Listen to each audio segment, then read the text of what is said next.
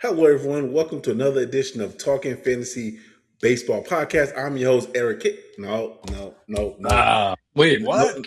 No, Eric today. No, Eric today. Oh, yeah. Just me, He's Anthony on us. Chavez, and Josh Day here with you. Josh, how you feeling?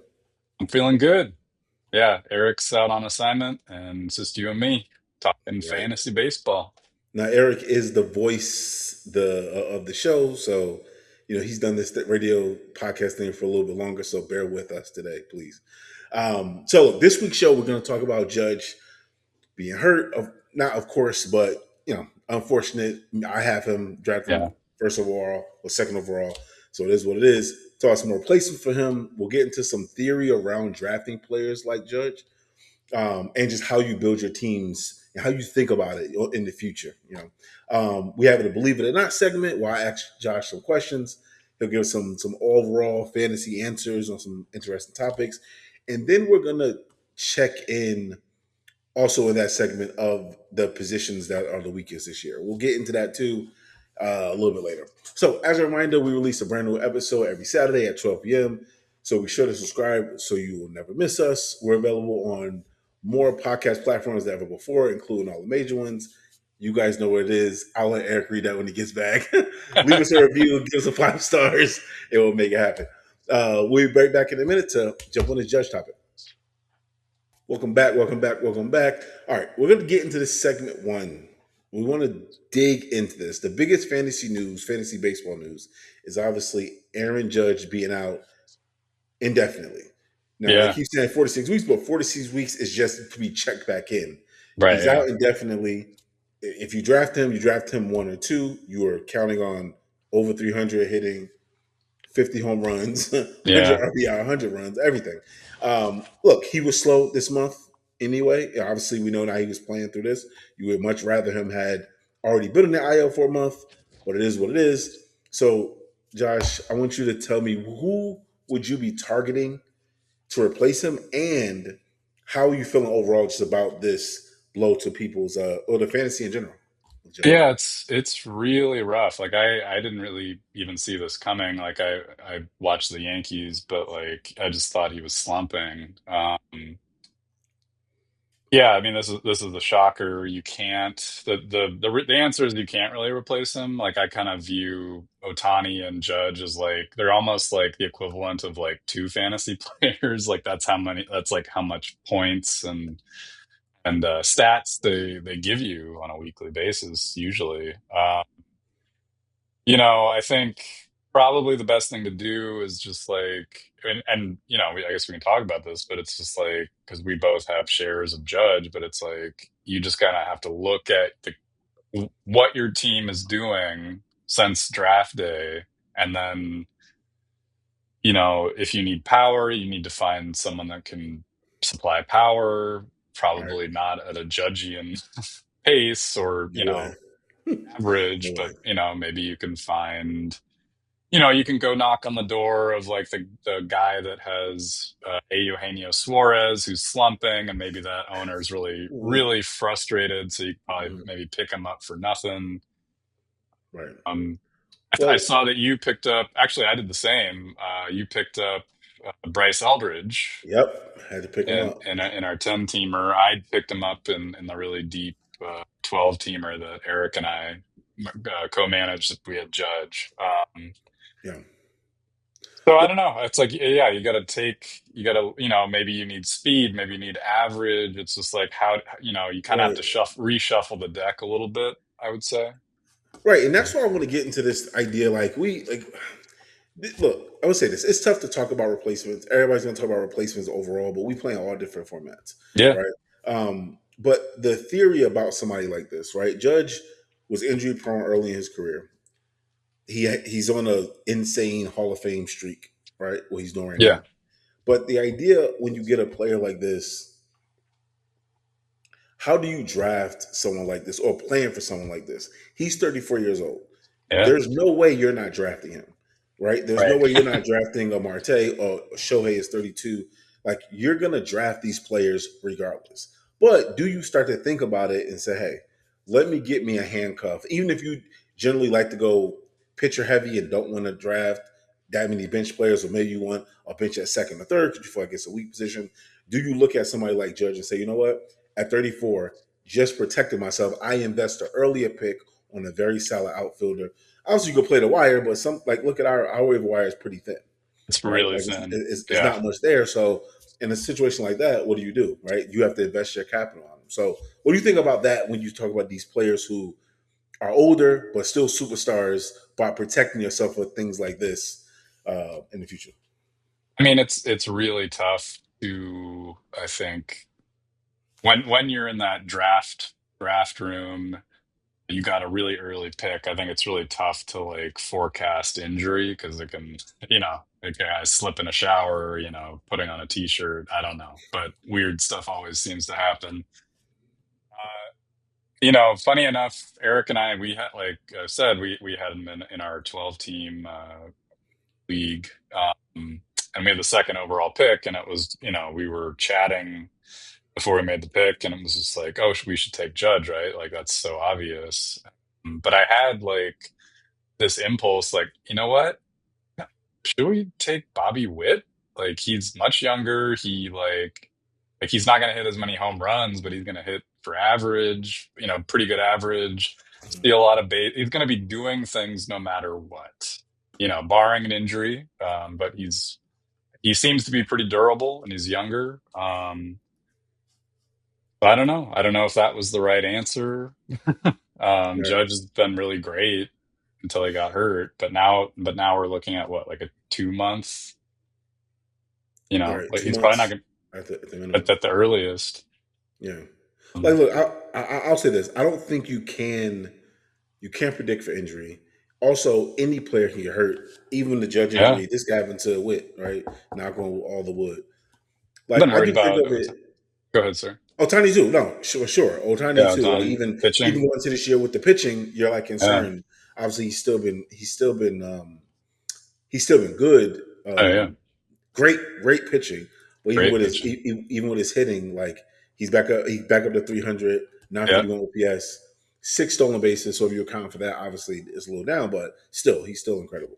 Oh great. Um, but I think like you always have to think about you could add this into your thought process as far as what does your team look like because as they get older, they get the risk of injury goes up, right? Yep. Even though all these players get injured, it's like the risk obviously goes up. Look at even though Woodruff he was injured obviously for the last couple of years, but he got hurt throwing 98, 85 fastballs, Yeah. and now he's still out. It's like 2 months or a month and a half, right? It's Right. like what can you do? But he's older. You know that it goes there. You're trying to control as many variables as you can. I feel like, but it's like instead of taking a fly on a mid tier pitcher or closer who might not have the job, but you just have a lot of faith in, why not spend that on like a middle round outfielder that you have a solid bench with that you're going to need anyway? It's, at some point, every year, one of your outfielders is going to get hurt, Right. regardless. And a lot of times you're not putting a bench outfielder on there. It kind of is what it is. I'll say you just go ahead and think about it in that way. And that's not just for Judge. That's for Shohei. Utility's a little different, but Marte, um, trying to think of any other players that are around Marte. that 30 Yeah. plus age that it's like that you're going to draft them, but it's like you're a little concerned about where they at health wise. And let's get into the replacements. I think Oh, what you said was go ahead. Sorry. so I was thinking about this today. I have kind of an interesting question, Mm, which is, so Judge is going to be out for, like, let's say optimistically he'll be back in August, mm, but we don't know, like, what we still really don't know kind of the nature of this. Like, we know what the injury is, but we don't know how he's going to recover from it. It's like I feel like in our minds we just kind of like think of these. We just see the stats, so then we just kind of think of these people as robots. right, So it's like we think of Judge, he's going to come back and he's going to immediately be Judge, which probably won't. He'll probably need like a week or two to kind of shake off the rust. right. So my question is, do you try and trade Judge right now? I would be the person trying to trade for him. Just But my process, but trading him, like, because like, what if you don't get like anything back? I think that's the risk. Like I think, because look, like let's say this, and this is why I say this. If you trade him right now, let's say he comes back in the middle of July or the end of July, Yeah, yeah, yeah. he's rusty through August. You slip on the back end of your playoff team, and in the playoffs, and you get Judge in September starting to heat up. Right? It's like True. that, and his heat up is different than the other people's heat up. Right? It's Right, right. like, Yeah, and yeah, that's yeah. why I'm kind of like when you have that asset, it's like you go down with that ship. I feel like if you have that, right? Like I was unless just he's thinking not if you're kind of like middle of the pack, or for some reason, I mean, you Aaron Judge, you feel like you'd be doing better, but it's like right, if you're towards the back for some reason, like that do matters. you trade Judge to try and make up ground instead of waiting? You know what I Right. mean? That matters. I guess it depends on like where you are in the team. Like you said, if you have Yeah, like already a terrible team and you're like, I just have this one asset in Judge, you can try to yeah. go and get some pieces. But I don't know that if you trade him right now, what pieces are you going to get? Right. Probably The right best now is not the best. You probably got to wait not a week or time. two to kind of like let people not kind of forget, Right. and just be like, oh yeah, Right. or Wait till throw you them get an into a update. Wait till you get an update that says he's throwing again, and then next thing you know, yeah, yeah. let's start to talk about it. He's But he's swinging a bat. if I don't have him, I'm gonna go for him Sure. because to me that's what a value is when he's hurt. It's all like now we're on the betting. We're basically gambling on his health, Yeah, and yeah, it's like if he comes back, and I've hit home runs on it, and I've struck out. A couple years ago, I traded for Mikey Fish when he got hurt out for the season. I had a deal in place for Mookie when he got hurt. Didn't he came back and was gangbusters, yeah, right? But those injured stars, when people start to either need them, like you said, if they're low on the totem pole in the league, yeah. or if like you can grab him, you give me Judge in September during the playoff Sure, fantasy sure. season, and if he goes 0 for 17, well, all right, cool. But I'd rather have him than you show the Imanaga if I trade him. Oh I'd yeah, rather just deal. I'd rather deal with Judge. Um, but yeah, I mean, makes sense. now let me say one more piece to this though. I do wonder what this looks like dynasty wise, right? Um, Because now you're talking about, I mean, you should already be thinking about at 34, regardless of how good he is, what it looks like in the future. yep. But if somebody's getting antsy, thinking, hey, he'll be hurt, he'll come back, maybe next season I have Judge, and maybe I have like two more seasons of Judge being like he is. If you can get some young pieces that you think have Hey, when do supreme value, you start thinking about that. when do you short your investment? That might be a bigger topic for another show. I think so too. I think that's a great. I mean, just thinking about it, that is something that we should get into a little later for sure. We'll jot it down. Um, but yeah, like we said, guys, anything on replacements, look at your team. It's hard to give players exactly for you to replace with. You have to look at your team. A lot of people are building teams based off of speed, off of power, right? Those are like the two pillars that people are using for the most part when they're building the team. If Judge is one of two power bats, then you don't need to be picking up someone who's not going to get you that power again. Same thing on the flip side with if you have an abundance of power like I have, I'm pretty No, yeah, you're okay with set. with power, right? Like so mine is more like whoever I can get, but you have to look at how your team is built and figure out where you fill those holes at. I feel like theory will lead you better than just telling you the player. Think Right. about where you have your holes. If it's in batting average. Now look, that's the thing. Judge does it all, right? But the power, the 50 a year is in the OPS in many cases. If you have the league OPS league, is what's really leading you, setting you apart. That you're not going to find most places on the wire. So start to Yeah, think about that when you're looking at your teams. I think like another thing to consider is like you might have to like start thinking more flexibly, like just kind of like not in terms because like Judge is like he's going to be ensconced in your lineup for the whole season unless he gets hurt, which he is. Right, So now you're probably not gonna find that a hitter that is going to be ensconced in your lineup. So you might just need to like check out some of the fantasy sites and like I know like CBS they have like the hitter best hitter matchups in the coming weeks. So right, you might have to like do a little legwork and like check out on, we play on Yahoo and it's just like check out like, go to the free agent list and then like select batters and then like, the last 14 days total, 7 days total, and see who's hot. And then like look at that player's lineup and then like it's like, okay, I'm gonna it might sound crazy, but it's like, oh, maybe Jock Peterson has been hitting really well. He's been providing a lot of power over the past 14 days. Maybe I'll just like see where that goes for a week. Just give players super short leash and then just cycle it, just keep cycling it and just play the Right. hot hand. Agreed. Like you would with a Agreed. pitcher. You know what I mean? Like not it's like, oh, what am I gonna do? Well, just take action. Take action, try things out, maybe just like freeze you up to try different things, different approaches. Right. Um It's rare so you're going to find a fantasy season where you don't have to kind of put some things together at some point. It sucks when it's your top guy, but this is what happens. yeah. Um, all right, when we come back, we're going to play Believe It or Not. I'm going to ask Josh a couple of questions. He's going to tell me if he believes it or not, and get a little deeper in some of these topics on some on some interesting fantasy points. We'll be back in a sec.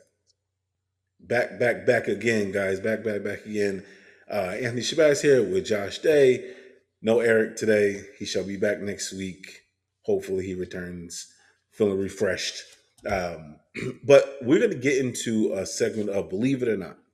I'm going to ask Josh some questions, and we're going to kind of pick apart. And this is we're going to ask some things on positions, on players, on outlooks, and get Josh's thoughts on this. So, Josh, this is the question. Believe it or not, ranking these breakouts this season: Braxton Ashcraft, Parker Messick, and Kyle Harrison. From the top, from the most, but believing in the breakout the most to the least. Like who's the most likely to regress into nothing, and who likely next year you're thinking is going to be the most solid of the three. Off the top of my head, I want to say from best to least. Yep. That's the metric. Okay. I would go. I want to say Kyle Harrison, Ashcraft, and then Messick. That Okay. would be my gut. I think I agree too. And I honestly, to be very honest, I think that just the segment by itself, believe it or not, makes it sounds like you don't like one of them has to be the worst. But I would take any three, honestly. Like Yeah, I'll be that's more happy true. with Harrison or Ashcraft, but I think all of them are going to be solid going into next year. Maybe not. This might not be. This not going to be a Miz Chase McLean type of thing. Uh, but Harrison, I don't know. Actually, no, I was going to say Ashcraft's been really great. I regret right. I had him in our 10 You teamer and dropped I him. dropped him. I know. I just don't Not think. not not not while he was crazy good. This was like much earlier on, and I Right. think I was just churning and I churned out a gem. So I don't think Messi is gonna. I think he's gonna pull the average down of that group. But he's been solid so far. He just doesn't hasn't been going too deep. yeah, he Um, doesn't go deep. he doesn't go deep. Yeah, but everything else has been good. So yeah, I agree. Like all these players, all these pitchers are going to be good. But if I had to go, I go the same way. I think Harrison, Ashcraft, Messick. It's going to be interesting to see. It is going to be interesting to see how this works um, to the back half of the season. Who can keep Yeah, it up? Who I know they're going to right. play with innings, obviously, but it's going to be interesting to see. All Yeah, right, because Bushcraft, like he's already looks like he's already eclipsed his innings pitched from last season. so you know what you know what's about to happen. Yeah, because he was 69 uh last season, and now he's at 74 this season. So you have to we have to think about it. And the thing with him too is like him being 26, you think they might give him a little bit, but he's never pitched over 100 innings. And then Messick, yeah, Messick is kind of in a similar boat. Well, actually,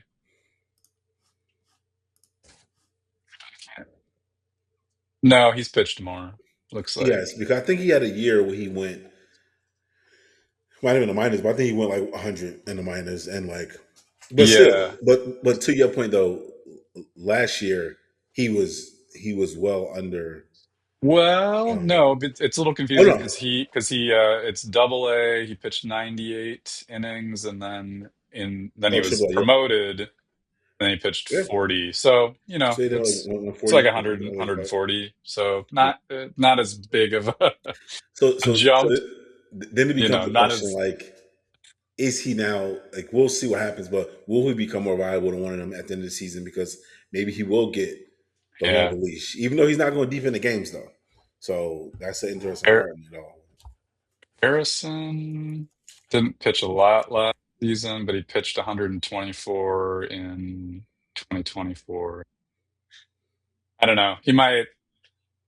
I wouldn't jump ship on these guys right away. I would kind of because I think like I don't know about you, but like in seasons past, like much earlier on than when we were playing, like I heard about this, like, oh, there's an innings cap, with some of these young Yeah, guys, and then I just like immediately I heard that, and it was like the sky is falling, and it's like, oh, I gotta divest myself of these right, these players, and it's like I do it, and then like they keep pitching into August. It's just like they might skip a start, they might get right. sent back down for stretch, but like especially like I would say Kyle Harrison, like a team that's contending, like the Brewers are doing really well, so they're gonna want him playing into the postseason. They're not just gonna like shut him down, so they're gonna they'll probably get creative and how they use these guys. Yeah, yeah. I mean, we seen it last year with Chase Burns. They put him on the IL, and Right. everybody thought it was just like a way to extend it out, give him some time off. So, yeah, I mean, I agree with you So, 100%. Next batch.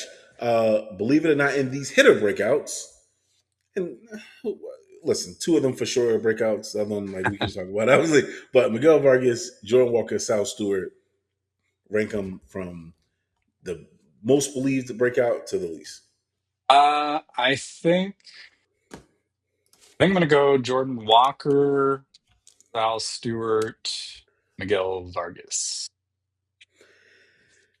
I can't recall my reaction to Miguel Vargas when we spoke about him a couple weeks ago, if maybe last week.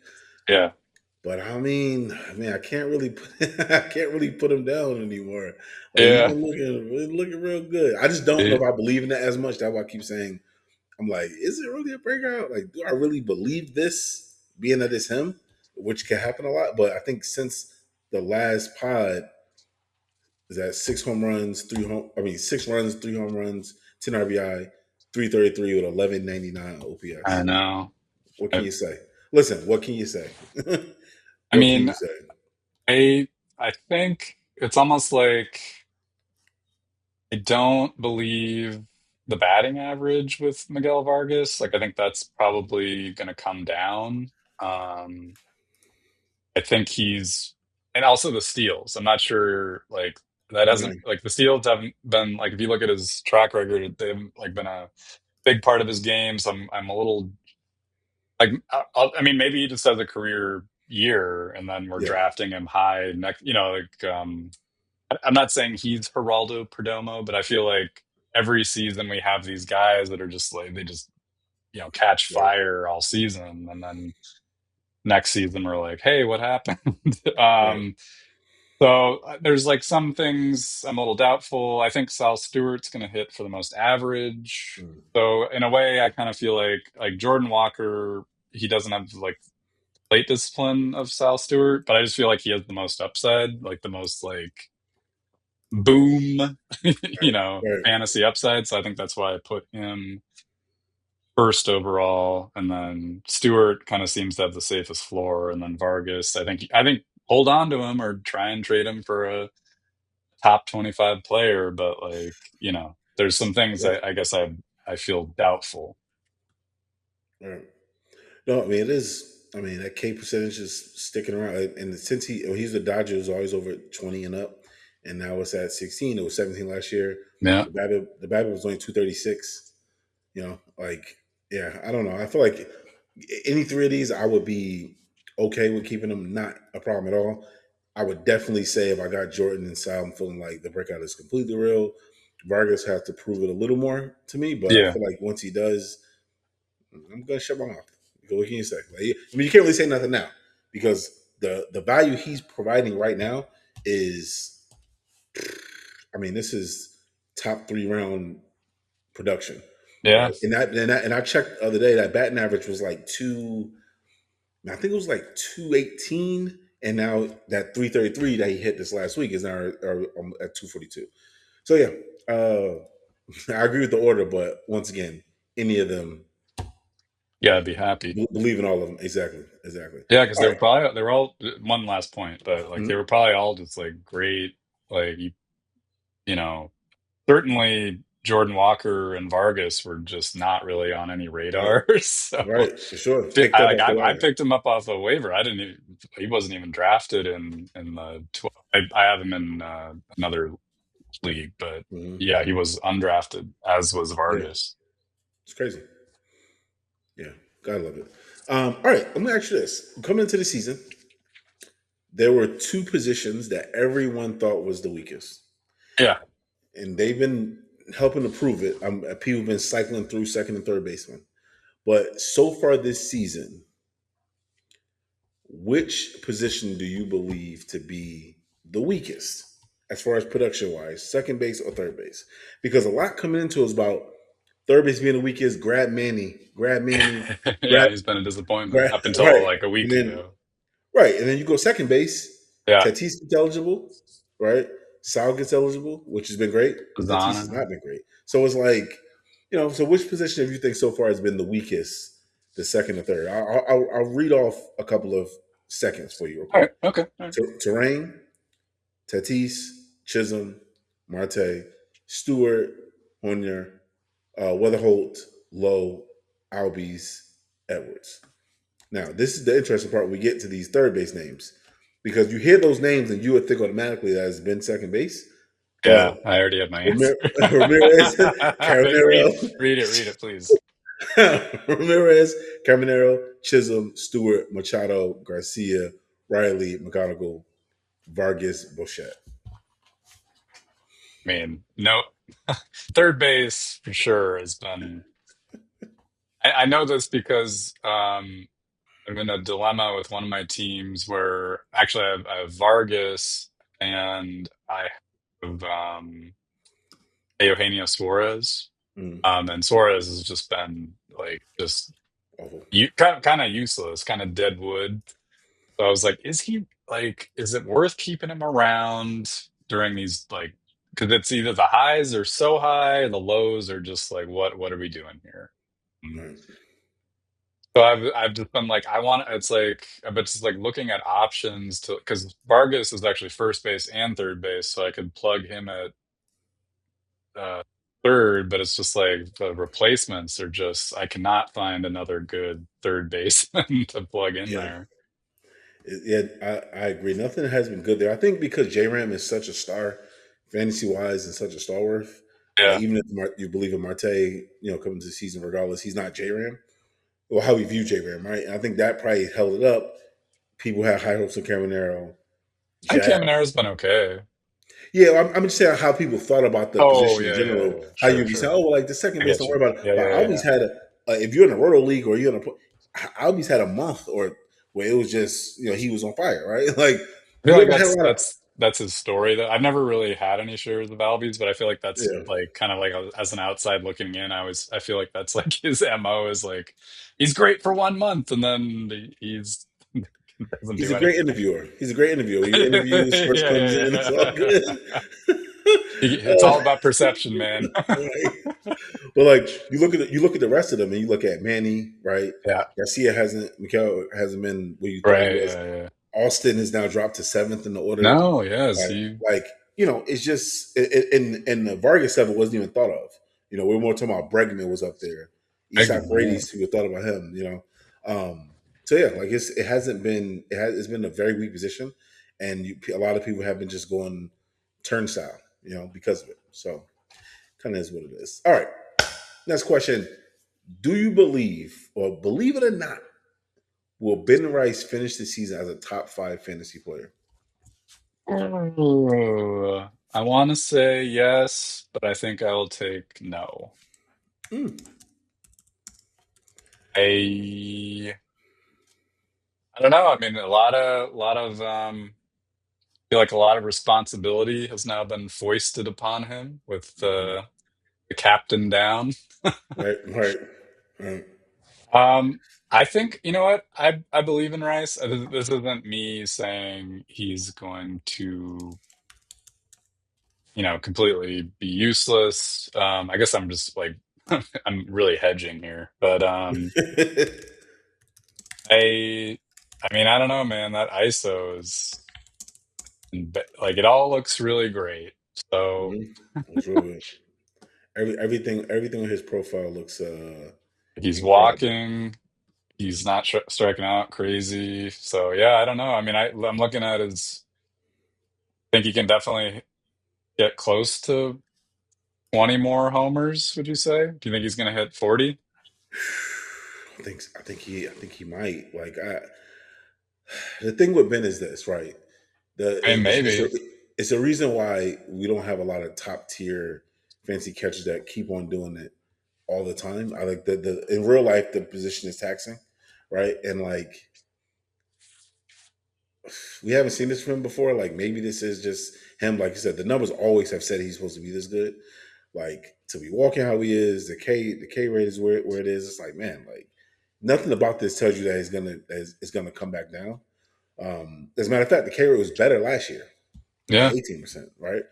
Um, but I do think it's similar to how we talked about with how when Judge had Soto, they play well. Like it was a certain type of thing with pitchers. Now he's going to be like you said. He's he's probably the, going to he's hold the to that guy position. or He's the Goldschmidt. guy. So I think he's the He's guy. been pretty good, but He's the guy. Yeah, I I'm don't just know. saying. I think Ben's going to be the guy. So we'll. So we'll see. Like him not having those catcher duties, like Yeah. because it was so taxing. That made me feel like he was going to be an issue going into the season, and then boom, now he's at first doing this thing. So it looks like Well, he's going to you get stuck. sidebar here. You didn't you have him on your team? And oh, uh-oh, sore spot. Man, let me tell You, you, the only reason I didn't keep him is because the hey, could have been a person to keep keeper. is they signed Goldie, and I was like, oh, here we go. They're going to be. He's not going to be playing catcher, right? Which made me feel good because I was like I just said, you never seen a top catcher being a top fantasy player for long. Like Buster at one point was like always a second round pick, Right? right? Yeah, Like yeah, right, yeah. he was always second round pick being, but you don't see that. So when he lost that, I was like, oh, I was like, okay, the tax might be gone. But then when they started talking about taking back at bats from Goldie, I was concerned. And honestly, I should have went with my first thought and kept him because now I'm like very hurt about it. And I'm even more hurt that the person that I was going to trade him to, I was talking to it. He's like, oh, no, I'm not going to trade. I'm not going to trade for him because I just don't believe in him. And then draft him in the fifth round now has him. So I'm Wait, no, 22nd nobody. round. There was no takers. Nobody wanted him. Nobody wanted him. They just didn't Man, believe. Everybody said the same thing. They felt like he was either going to go back to catcher, which they were concerned about him being catcher, or he was going to lose at bats, which I was worried about too. But and also too, like you're betting, like the Statcast always told us it was all red, but at the same time, the performance last year was cool. It was cool, but like between that, them sitting them with sitting them against lefties. yeah. That's the thing. The perception on him was a little weird because he wasn't like a top flight. um, Right. Right. And actually, I read a really interesting article in The Athletic, I think, last year, about his just like the rookie, like his experience in the minors, essentially. Mhm. And I think reason why he was buried is because he was like I think in the draft class of COVID, so like they didn't really have a lot of data during that period of time. So I think a lot of the prospects from that draft class, the data is just kind of not there. So I think it was just kind of a lot of like hearsay or like what people were here. Like I think it was like kind of more old school Yeah. in a Right. way. And like basically Ben Rice, it was like just some scout from the Yankees that just saw him just like with this incredible power and whatnot. And this scout was just like emphatic, like we need to take this guy. And like Ben Rice just was not on anyone else's radar, so they just picked him up pretty late. All right. But Insane. you know, Insane. I mean, and then when you look back at him, talent like, bared through. You know, yeah, you look back at what he did. He was like his first two seasons in the minors were pretty awful for the maybe most part. not. Not awful, but it were great. But then he turned 24 years old, and it just like through the minors 900 OPS, 1,000, Yeah, like yeah, it just became a thing, you know. And it's weird he's 27 and he's just coming onto the scene, but like I said, we we've never seen a catcher be that good, and now that he doesn't have that worry about that, yeah, he could just be a first base stud going forward. Like I'm assuming he'll lose his eligibility on Yahoo next year because he hasn't probably. played any. But it's like I have Bryce Harper right now. I'd rather have him at first base. Yeah, Who right now at first? Who would you rather have over him at first? Would you rather have him right now or Vlad I think the I'd rest of rather the have season? Rice. Right. I mean, you've experienced the Vlad train, the 19 Yeah, runs or whatever. it Like, wasn't great. I mean, it's not like I think he's a great player, but like yeah, for me, like maybe it's too rigid of a thought. Like when I view my like a construct of a team, I want power at the corners. I want right, 30 plus homers at first and third. You know, that's what I right, want. And Vlad doesn't really like. He's not a big power guy. You know, he does a lot of good things, but he's not going to give you plus or right. And, generally. and and I'll say this: I think you'll take Nick Kurtz over him. Right at this season, people will take Matt Olson over him. But I think the only reason Nick Kurtz for I think it's definite is going, close. yeah, I think the only reason Nick Kurtz going for sure because we saw Nick do what he did last year. Right now, Yep. we'll see what happens after the season plays out, what his stats are, and what that conversation is in the season. But it's like I think he will end up being a top five player. You know, let me say this. Yeah. I mean, let me say he might not end up being a top five player this year, but that's the potential going forward. He might have a slump where it brings him back down and then it falls out. Somebody gets hot, who knows? But with Judge out the way, that's one slot that might be open because he's not gonna have the stats probably to be top five in this season. Last question. And this is an interesting question. It's one pitcher, one hitter, one person's hurt, one person's not, but still, who is more likely to bounce back and become closer to their past selves this year? Tatis or Crochet? Crochet obviously just had a setback. He's out. Tatis hit one homer. I mean, he had his first homer. Was Yeah. this last week? I think we had spoke about it on the pod when he hit it. But he has one homer. He's batting 270, but a 663 OPS. That's obviously because of the homers for the most part. So who do you think, if you had the chance, who do you think is going to be back at the end of the season to be old self? Um, if I were to put money on it, I would put my money on the healthy player piece. Yeah. I don't think Crochet is going to be useless, but I just worry about pitching injuries and just like teams just slow roll the Mm-hmm. rehabs and Right. like also a team. The Red Sox are not, or just it's not a good team right now. Right. And I know last week we talked about players on bad team, but it's like they don't have. I mean, maybe like obviously it's the season's early on enough that they want to keep winning, but it's also getting late, and it's like, are they really gonna like bring him back sooner than making him get fully healthy? So it's like, well, how much time are you going to get with Crochet? Is there Mm. going to be a setback? Yada yada yada. Right. So I think my answer, and I think it would be most of the time, is I would want the healthy player because they can actually have a chance to contribute now. Yeah. I'll say this is like an interesting question because I was thinking of it more in the sense of like we're getting so to the point in the season where like I just don't think any of them will be like their old selves. But to your point, you would pick the healthy guy. Like he's hitting 346 last week, no, last 2 weeks, 391, 951. He's hitting. It's not gonna look the same by the end of the season now, unless he goes on a pre suspension type run, right? Like, but yeah, like you would pick Tatis. But this the reason I brought them because those are two studs, you know. Yeah. But to your point, the injured player, especially the pitcher, it gets scary. Absolutely, How old is absolutely. Tatis? He Oh man, 20. I'm gonna 28? guess 26.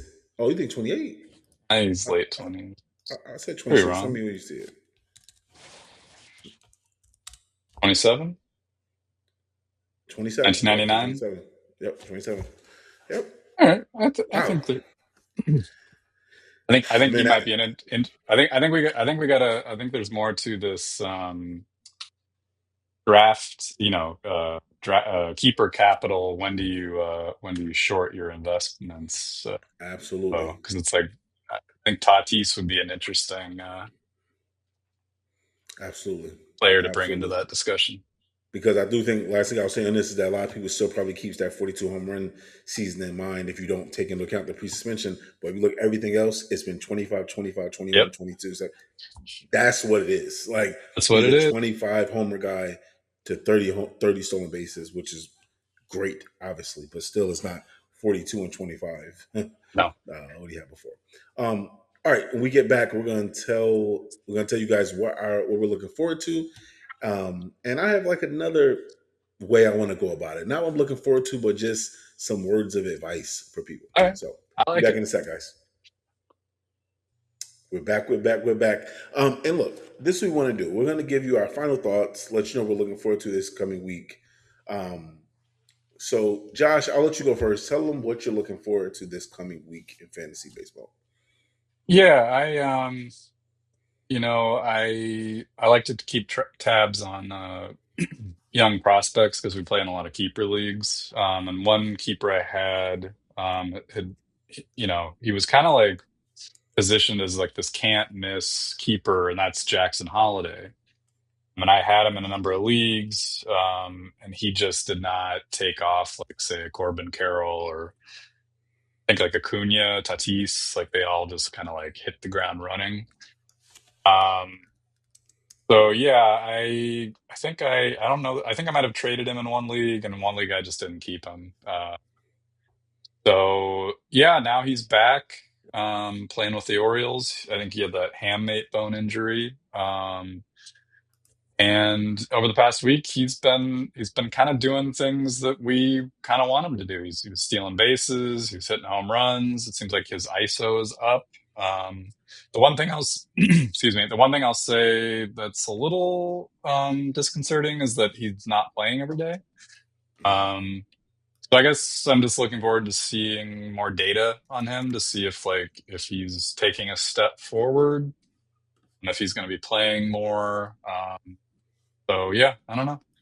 We'll Yeah. see.